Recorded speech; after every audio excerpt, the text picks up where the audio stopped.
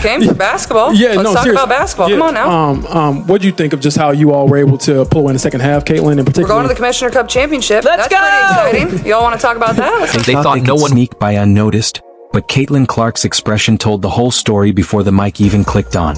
After a tense clash with Marina Maberry, a reporter dared to prod, and Caitlin wasn't having it. Eyebrows arched, sarcasm ready, and a stare sharper than any three-pointer she's ever sunk. Now the internet is dissecting every blink like it's a historic play. Was it shade? Fury?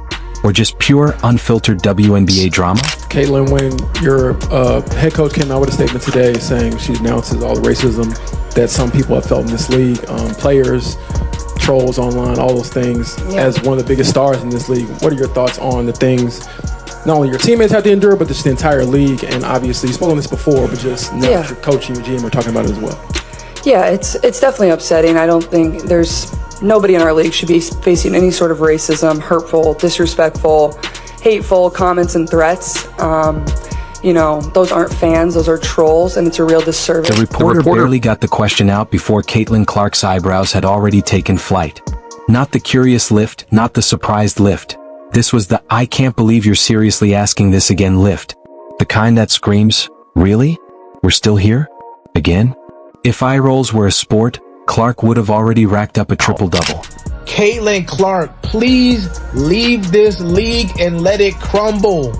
Please, this league does not deserve you. All this hate from these black people, all this hate from these lesbians, these people in the media, just go play basketball somewhere else. Your fans will follow you. We will follow you wherever you go. But let this shit crumble and burn to the fucking ground, man. Let the viewership drop below 50%. Let them lose hundreds of millions of dollars again, man. Let them go back into fucking irrelevancy. Nobody giving a damn about none of these players. Just leave. Of course, because no one asked about the points she dropped, the slick passes, or the actual game. Nope. They dove straight into the grab bag of lazy journalism and pulled out the same overcooked narrative. Heated moment, Marina Maberry, league targeting you. Rinse, recycle, repeat. By now, Caitlin probably feels like she's trapped in a low-budget soap opera, where every episode ends with her being villainized just for showing up loud and proud. This is a public announcement. I need everybody to stop what they're doing and listen up. As we watch the WNBA every day because of the way they play the game, because I love the WNBA, I love the way they play the game, but we really watch it because Caitlin Clark and everybody watching. Now listen, if I keep bumping her, knocking her down, might get her a concussion, you might hurt her for real. For 2 weeks, she was done with like a hamstring. She was down. 55% of the viewership was down. She comes back the next game, it's about 3 million viewers. Now let me tell you something. Growing up in the hood, they teach you this. Always protect the money. Y'all keep hurting her and all that. She's going for a year or two. Ain't nobody gonna watch it. If nobody watches, how y'all gonna make and generate money? Her face didn't bother hiding it. No poker game here. Jaw tightened, eyes squinting just enough. And then it hit. That look you give when your patience clocked out 5 minutes ago, without warning. She wasn't angry. She was drained. Drained from the same predictable headlines, from being the sacrificial lamb for viral sound bites. She could cure athlete's foot and someone would still ask if she was mad at the fungus. Oh, she brings everyone in. Like, literally, she goes to the indoor volleyball team in Indianapolis, and, of course, the cameras are on her and the big screen, and she's doing pictures with the team, and people want to be around it because she's there. I'm a little surprised that they haven't. She did have part of the ownership group of a Cincinnati franchise. The NWSL went with Denver. But to me, if I'm a league, I get Caitlin Clark involved in a ownership, part ownership, some kind of thing, any women's sports thing.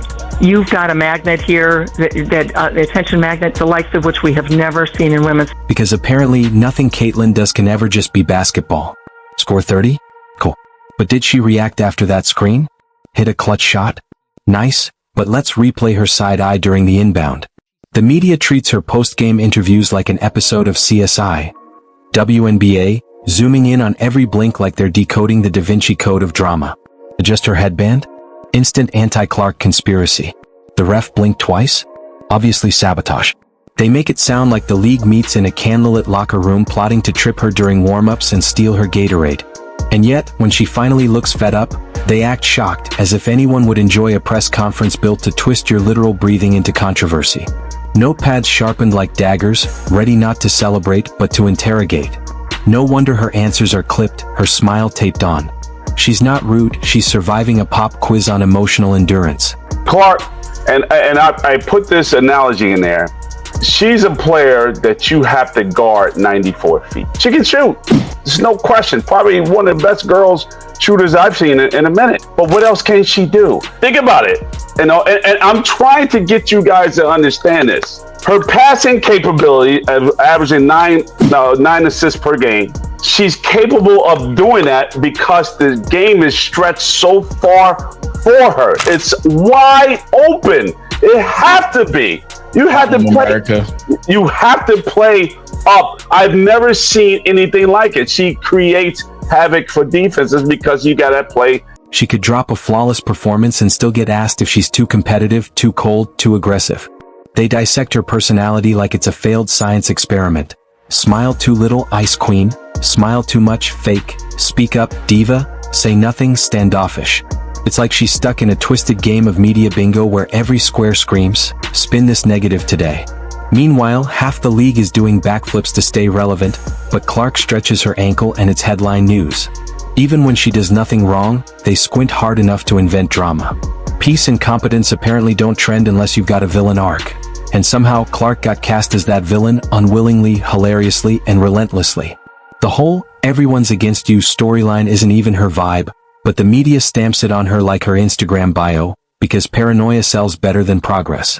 They shove her into the tired trope of the isolated superstar battling a league full of silent haters, as if she's not even playing team ball, like she's the star of a Marvel movie and the roster exists only as background extras. Caitlin Clark is essential. The Caitlin Clarks, the Michael Jordans, the Christian Pulisic saying, I'm not going to go and play. It is essential to American sports, these disruptive figures who just don't owe us either toe the company line for the GM, it drives us crazy. Dissent drives us crazy. But Caitlin Clark is basically saying, yeah, I'm going to score. While the media pushes the same tired agenda, they're missing the bigger story. She's clearly exhausted by the noise. You see it in her posture, in the way she exhales before answering. She's not dodging questions, she's dodging landmines disguised as journalism. There's a difference between tough reporting and baiting someone into a meltdown, and some post-game interviews look like emotional ambushes with studio lighting. Here's a novel thought. Ask her how she's adjusting. Ask what clicked in the third quarter. Ask why her court vision is sharper than half the analytics team. But no, skip the basketball and dive straight into drama. Apparently, Clark is the star of a league-wide Shakespearean feud, whether she likes it or not. Clapback. Out of control. Stay silent? Too calculated. The same people obsessed with her reactions are the ones who manufactured the pressure cooker in the first place. It's like poking a bear with a stick and then writing 1,000 words about how edgy the bear seems. And don't act like she's oblivious, she owns a brain and a phone. She knows when a question is genuine and when it's a trap wrapped in passive aggression. At this point, she could write the articles herself. Clark glares at the mascot after a timeout? Instant headline.